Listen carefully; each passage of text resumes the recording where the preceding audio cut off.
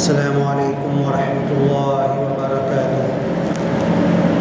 اللهم رب هذه الدعوة التامة والصلاة القائمة آت محمدا الوسيلة والفضيلة والدرجة الرفيعة وابعثه اللهم مقاما محمودا الذي وعدته إنك لا تخلف الميعاد۔ دینی بھائیوں، دنیا کے تمام انسانوں، ابھی رمضان کا مہینہ گیا، اس کے بعد عید، شوال کا مہینہ، پھر ذی قعدہ اور ذی الحجہ، حج کا مہینہ آئے گا۔ اور حج کے مہینہ یہ حضرت ابراہیم علیہ السلام، حضرت اسماعیل علیہ السلام، حضرت مائی ہاجرہ، ان کے پورے خاندان کی اگر ہم لوگ سوچیں، غور کریں تو ان کی قربانیوں کو یاد کرنے کا پورا حج، صفا مروہ کی سعی ہو، دوڑ ہو، طواف ہو، واتخذوا من مقام ابراہیم مصلی، حضرت ابراہیم جہاں کھڑے ہو کر خانہ کعبہ کے پتھر بڑے بڑے رکھ رہے تھے، تعمیر کر رہے تھے، اور جہاں کھڑے ہو کر نماز پڑھا انہوں نے، تو اللہ نے قرآن میں کہا واتخذوا من مقام ابراہیم مصلی، کہ جس جگہ پر حضرت ابراہیم کھڑے ہو کر نماز پڑھتے تھے وہیں پر امام کھڑا ہوا کرے۔ پھر وہ دنیا کی پہلی مسجد، دوسری مسجد مسجد اقصیٰ، تیسری بیت المقدس، اور پھر دنیا کی ساری مسجدیں جیسے خانہ کعبہ کی گول گول صف لگتی ہے، ہمارے یہاں پر سیدھی صف لگتی ہے، لیکن خانہ کعبہ میں پہلی صف سب سے چھوٹی گول دائرے کی رہے گی، خانہ کعبہ کے چاروں گرد۔ اور جب آپ دیکھیں گے تو ادھر والا ادھر سجدہ کر رہا ہے، ادھر والا ادھر سجدہ کر رہا ہے، ادھر والا ادھر، یعنی چاروں طرف وہاں سجدہ ہوتے، پھر دوسری تیسری ایسے کرتے کرتے پھر آخری اور سب سے بڑا طواف اوپر جو ٹیریس بنائی گئی ہے، اگر اس پہ طواف کرو تو ایک طواف کے چکر کا آپ کو 1 گھنٹے کے قریب لگ جائے گا، ایک چکر کرنے میں خانہ کعبہ کا۔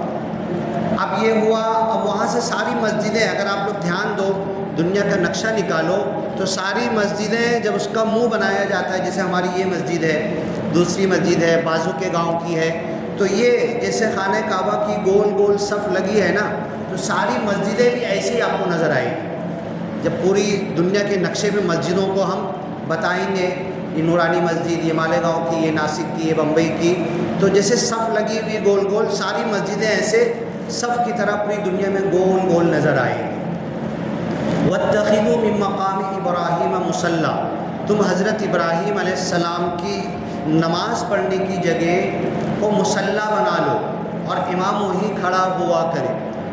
اللہ تعالیٰ نے حضرت آدم علیہ السلام سے لے کر محمد الرسول اللہ صلی اللہ علیہ وسلم تک تاریخ یہ بتاتی ہے، ہسٹری، روایتیں اور حدیثوں کے مطابق کم زیادہ تھوڑا ہو سکتا ہے، 1,24,000 نبی رسول پیغمبر اس دنیا میں آئے۔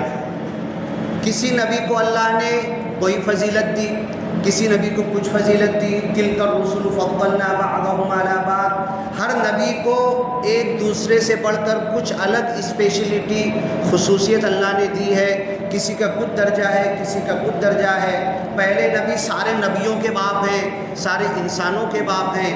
حضرت موسیٰ اللہ سے بات کیے، ایک نہیں کئی مرتبہ بات کیے۔ حضرت عیسیٰ اللہ کی روح ہیں، فرشتے کے حکم سے پھونک دینے پر ماں باپ کے ریلیشن سے پیدا نہیں ہوئے، صرف فرشتہ آیا پھونک دیا اور آپ پیٹ میں بننا چالو ہو گئے۔ داؤد علیہ السلام کے لیے اللہ نے کہا وَأَلَنَّا لَهُ الْحَدِيدَ، تانبا، دنیا میں کہاں تانبے کے چشمے بہہ رہے ہیں، زمین کھود کے وہ نکالتے تھے، لوہے کو نرم کر دیا تھا۔ سلیمان علیہ السلام اتنے بڑے بادشاہ تھے، اتنا اللہ نے ان کو تن من دھن دولت پراپرٹی اور اتنی بڑی حکومت دی تھی کہ انہوں نے اعلان کیا تھا کم از کم ایک گھر میں ایک سونے کا برتن اور پلیٹ تو رہنا چاہیے، جس کے گھر میں سونے کی پلیٹ نہیں ہے میرے پاس سے لے کر جائے، اتنا اللہ نے ان کو دیا تھا۔ اور ایک ایک پلیٹ سمجھ لو کئی کئی کلو کی آئے گی، اس زمانے کے حساب سے، اس زمانے کے انسان بھی بڑے تھے۔ ہر نبی کو اللہ نے کچھ نہ کچھ فضیلت دی۔ حضرت ابراہیم کو اللہ نے کہا، حضرت آدم سارے نبیوں کے باپ، سارے انسانوں کے باپ، حضرت ابراہیم علیہ السلام کو کہا، خود قرآن کہتا ہے، رکھ دو ابھی ادھر رکھ دو، بعد میں لگانا، ابھی رکھ دو، بیان شروع ہوتا ذہن بٹتا ہے رکھ دینے کا، اس سے پہلے آپ یہ سنت کر لو اور بیان میں ذہن اور دماغ لگا۔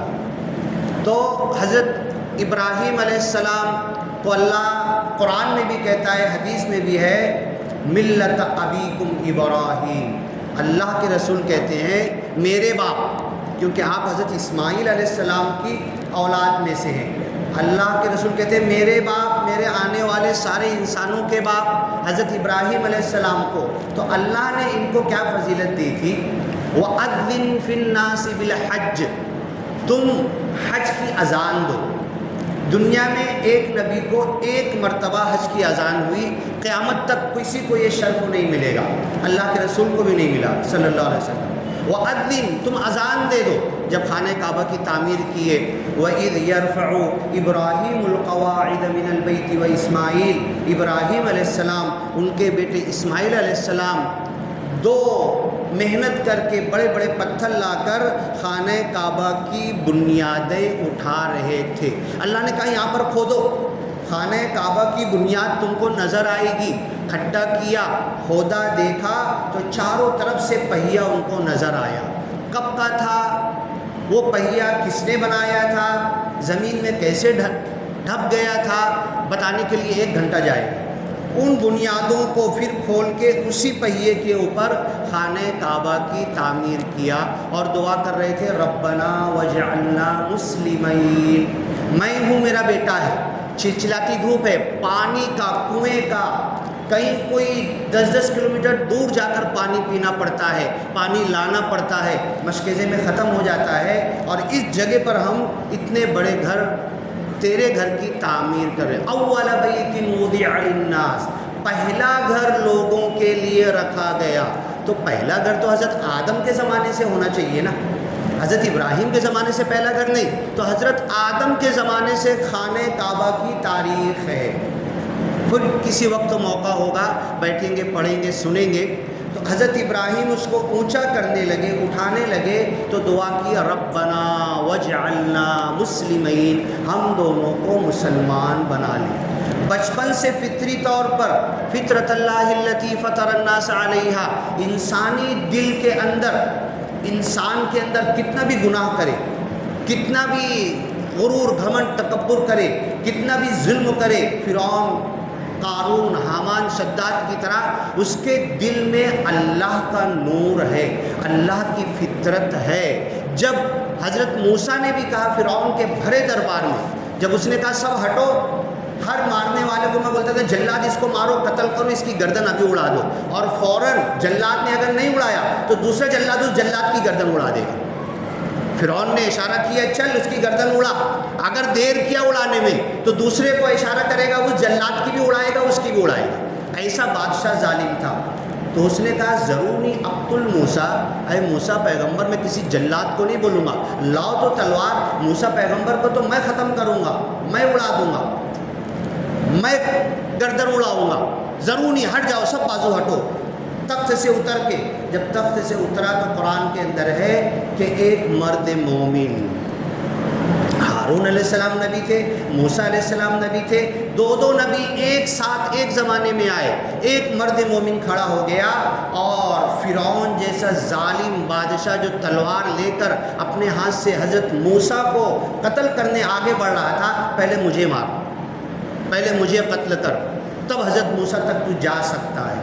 اس کے بعد سورہ مومن کے اندر اس مرد مومن کی 2-2.5 رکوع تک تقریر درج ہے۔ وقال رجل مؤمن من آل فرعون یکتم ایمانہ اتقتلون رجلا ان یقول ربی اللہ، وہ مرد مومن فرعون کے سامنے، اس کی تلوار کے سامنے کھڑے ہو کر بولتا ہے، ایک ایسے آدمی کو تم مار رہے ہو موسیٰ علیہ السلام جو یہ کہتے ہیں کہ میرا رب اللہ ہے، تمہارا رب بھی وہی ایک ہے، اس رب کو مان لو، اس لیے تو حضرت موسیٰ کو مار رہا ہے۔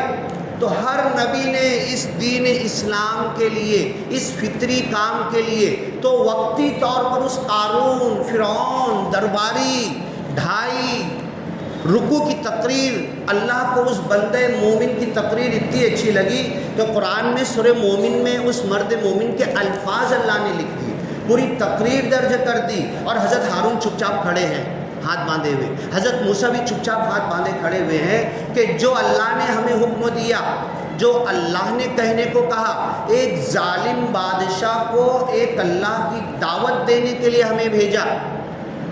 جب اللہ نے کہا نا حضرت موسیٰ کو، اس ظالم اذهب الى فرعون انه طغى، اس فرعون ظالم بادشاہ کے پاس جاؤ، بڑا سرکش ہے، بڑا نالائق ہے، بہت ظلم کر رہا ہے، ایک لفظ پر 10 کو مار دو تو مار دیا جاتا ہے، جاؤ اس کو دعوت دو، سمجھاؤ، لعلہ یزکا، ہو سکتا ہے کہ وہ پاکی اختیار کر لے، تمہاری باتیں مان لے۔ تو حضرت موسیٰ نے کیا کہا؟ 2 بات کہی اللہ تعالیٰ، ایک تو میں نا جب بولنا شروع کرتا ہوں اور سامنے والا، اس کی آنکھ، اس کا چہرہ، اور میرے کو لگتا ہے وہ نہیں مان رہا، نہیں سن رہا، اس کے دل اور دماغ میں بات نہیں گھس رہی، تو میں آپے سے باہر ہو جاتا ہوں، مجھے جلال آ جاتا ہے، مجھے غصہ آ جاتا ہے، میری آنکھیں لال ہو جاتی ہے، اور غصے میں پھر میرے الفاظ نکلتے نہیں، پھر میری زبان میں لکنت ہونے لگتی ہے۔ تو اللہ میں جاؤں گا نا تو وہ نالائق تو سنے گا نہیں میری، اور پھر میں جب غصہ مجھے آئے گا تو پھر میرے الفاظ نکلیں گے نہیں۔ تو میرے بھائی ہارون اخشدد بہ ازری، میرے بھائی ہارون کو ساتھ میں بھیجو، جہاں میں رکوں گا وہ بولیں گے۔ اب حضرت موسیٰ کا بولنا تو دور کی بات، حضرت ہارون کا بولنا تو دور کی بات، تم ہم جیسے مرد مومن، گاؤں کے کنارے رہتا تھا، یہ ہوتا ہے، یہ ہوتی ہے دعوت، یہ ہوتی ہے کسی کو سچائی بتانا، حق سنانا، حق بات کہنا، کہ وقت کے دونوں نبی ہاتھ باندھ کے چپ چاپ کھڑے ہیں، فرعون جیسا ظالم بادشاہ ہاتھ میں تلوار لے کر وہ بھی کھڑا ہے، کچھ کر نہیں پا رہا ہے، اور اس کی تقریر کسی اور وقت بتائیں گے، اس لیے بولتا ہوں درس قرآن کے لیے بیٹھو، 2.5 رکوع تک اس کی تقریر، اور آخر میں جا کے بولتا ہے وَأُفَوِّضُ أَمْرِي إِلَى اللَّهِ، اے فرعون، اے قارون، اے وقت کے وزیروں، سن لو، یہ جو بات مجھے بولنا تھی میں تو بول دیا، انجام سب کو معلوم ہے کہ اس ظالم بادشاہ کے سامنے منہ کھولنے کا انجام گردن تن سے جدا کر دی جاتی ہے۔ وَأُفَوِّضُ أَمْرِي إِلَى اللَّهِ، یہ تو میں نے بول دیا، یہ تو بولنا تھا، یہ میرا فرض تھا، ان دونوں سچے نبی کی حمایت کرنا میری فطرت میں تھا، مجھے کرنا ہے، یہ میں نے تو بول دیا۔ وَأُفَوِّضُ أَمْرِي إِلَى اللَّهِ إِنَّ اللَّهَ بَصِيرٌ بِالْعِبَادِ، اللہ اپنے بندوں کو دیکھ رہا، فرعون کو بھی دیکھ رہا، حضرت موسیٰ کو بھی دیکھ رہا ہے، حضرت ہارون کو بھی دیکھ رہا ہے، مجھے بھی دیکھ رہا، میری ریکارڈنگ کر رہا، جو کچھ بول رہا ہوں، اور اب آگے جو ہوگا، پہلے میری گردن کٹے گی، پھر بعد میں وہ تو فساد برپا کرنے والا ہے ہی۔ ان اللہ بصیر بالعباد، تو اس وقت تو قرآن میں آتا ہے وجحدوا بها، ان ظالموں نے، اس ظالم بادشاہ نے، وقت کے نمرود نے، وقت کی ظالم حکومت نے سنا، حق کو سنا۔ اس لیے ہماری ذمہ داری ہے کہ ظالم ہو کہ کمزور ہو، بڑا ہو کہ چھوٹا ہو، غریب ہو کہ فقیر ہو، امیر ہو کہ پیسے والا ہو، جھوپڑی میں رہنے والا ہو کہ فلیٹ محل میں ایروپلین میں سفر کرنے والا ہو، جب ملے تو اسے ایک اللہ کی دعوت دینا ہمارا فرض بنتا ہے۔ وجحدوا بها، 2.5 رکوع تک اس کی تقریر چالو تھی، اس کے الفاظ اتنے اچھے لگے کہ اللہ نے قیامت تک قرآن میں لکھ دیا، بنا اس کے پڑھے ہمارا قرآن مکمل نہیں ہوگا، بنا اس کے پڑھے تراویح مکمل نہیں ہوگی، بنا اس کے پڑھے قرآن کی تلاوت کی عبادت مکمل نہیں ہوگی۔ وَجَحَدُوا بِهَا وَاسْتَيْقَنَتْهَا أَنفُسُهُمْ، جب وہ مرد مومن وہ تقریر اس بھرے دربار میں کھڑا ہو کر رہا تھا تو پورا دربار جمع تھا، بھر گیا تھا، اور بھی لوگوں کو بلانے لگے کہ دیکھو آج ایک پاگل انسان نے کیا ڈیرنگ کر ڈالی، آج اپنی موت کو خود اس نے بلا لیا۔ سب آ کے دربار میں بھر گئے، وزیر کھڑے ہوئے، سب اٹینٹیو ہو گئے۔ اگر تخت سے بادشاہ اتر جائے مطلب معاملہ کتنا گمبھیر ہے، ہاتھ میں تلوار لے لے، کتنا اہم معاملہ ہے، اس کے سارے ہواری مواری اس کے بازو کھڑے ہو گئے۔ قرآن کہتا ہے ان لوگوں نے انکار کیا، جھٹلایا، نہیں مانا، اس مرد مومن کی باتوں کو سنی انسنی کر دیا۔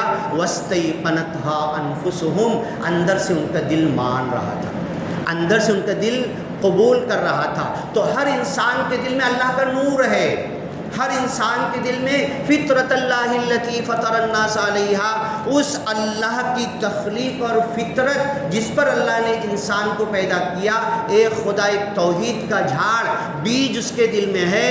فرعون بھی تھوڑی دیر کے لیے سوچنے لگا، اس کے وزیر بھی سوچنے لگے، سارے درباری بھی خاموش، لیکن ثم نکسوا علی رؤوسہم، ان کی مت ماری جاتی ہے، ان کی مت پلٹتی ہے۔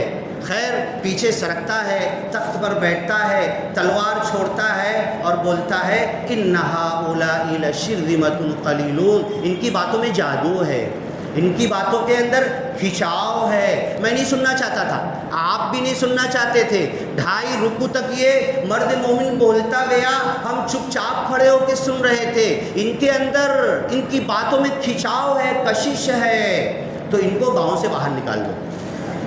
ان ہؤلاء لشرذمۃ قلیلون، چھوٹا سا جتھا گروپ ہے، ان کو نکال دو، دریائے نیل کے اس پار کر دو، ان کا جو بھی انجام ہوگا۔ تو یہی کہنا چاہتا تھا کہ حضرت ابراہیم علیہ السلام، ذی الحجہ کا مہینہ اب دیکھو 1 ہفتہ چھوڑ کر آنے کو ملتا ہے، حضرت ابراہیم کی جو زندگی ہے پہلے پارے سے لے کر آخری پارے تک، صحف ابراہیم و موسیٰ سبح اسم ربک الاعلیٰ آیت میں جو اللہ کے رسول اکثر جمعہ میں بھی پڑھتے تھے، اگر حضرت ابراہیم کی زندگی پر صرف قرآن کی آیتیں، صحیح حدیثیں لے کر شروع کریں نا، سال بھر ختم ہو جائے گا، باتیں ختم نہیں ہوگی۔ ابو الانبیاء ہیں، نبیوں کے باپ ہیں اور قیامت تک آنے والے۔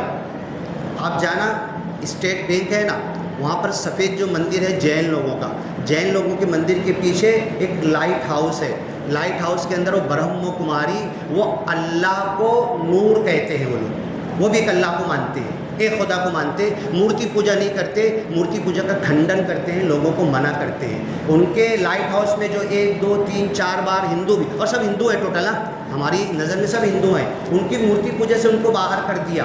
ان کا بھی یہ عقیدہ ہے کہ ایک خدا کے ماننے کا اس دنیا میں سب سے بڑا کام اگر کسی نے کیا تو حضرت ابراہیم علیہ السلام کے زمانے سے، اور برہما،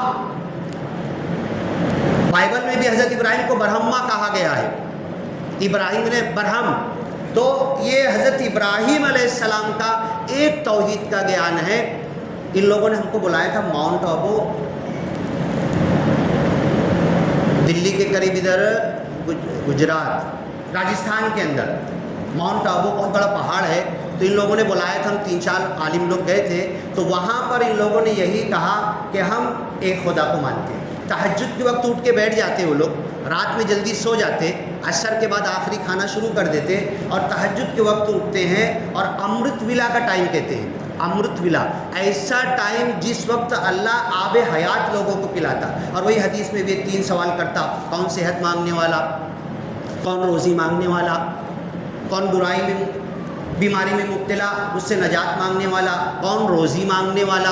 امرت ویلا کا ٹائم اٹھ کر عرش والے کو یاد کرتے ہیں۔ اب یوٹیوب پہ جانا، برہم کماری عرش والے کو، نور کو کیسے یاد کرتے ہیں وہ ذرا کھول کے دیکھنا۔ تو ان لوگوں کا بھی یہ عقیدہ ہے کہ اللہ نور ہے، اس کائنات کا بنانے والا ایک ہے، اکیلا ہے، ہمیشہ سے ہے، تنہا ہے، نور ہے، ان کا بھی عقیدہ۔ تو یہ فطرت اللہ التی فطر الناس علیہا، انسان کی فطرت میں اللہ نے یہ ودیت کی ہے کہ جب وہ زندگی بھر میں کبھی نہ کبھی کسی بھی موڑ پر ایک اللہ کی طرف اس کا ذہن جاتا ہے۔ کل اورنگ آباد میں، اورنگ آباد سے دور ایک چوکا گاؤں ہے، چوکا گاؤں میں مسجد پریچے کا پروگرام رکھا گیا ہے، اور جب بھی مسجد پریچے کا پروگرام رکھا گیا نا تو مسلم لوگوں نے خرچہ کیا، پھل فروٹ کھانا، سب کو بلایا، چائے پلایا. لیکن یہ بہت انوکھا اور عجیب ہے کہ اورنگ آباد چوکا میں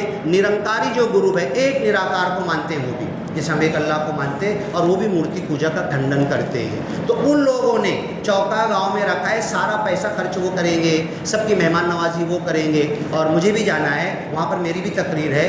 سب آ کے بیٹھیں گے مسجد میں، پورے گاؤں کے، کئی گاؤں کے لوگ آ کر بیٹھیں گے. یہ امام کی جگہ ہے، یہ وضو خانہ ہے، یہاں پر صف لگتی ہے، یہ بچے آتے ہیں مدرسے بچے، ان کو قرآن سنائیں گے. مطلب یہ پورا ایک تعارف ہونا چاہیے. تو پورا خرچہ وہ کر رہے ہیں، وہ خود آئیں گے، لوگوں کو بلائیں گے. پھر رات میں بولے ڈاکٹر صاحب رک جانا، رات میں تمہاری ایک تقریر پھر رکھیں گے، ہم ہمارے بھون کے اندر ہم سب لوگوں کو پھر سے ایک بار جمع کریں گے. تو دنیا میں یہ چیز ہو رہی ہے. حضرت ابراہیم علیہ السلام کی طرح بچپن سے ان کے گھر میں مورتیاں بنتی تھی.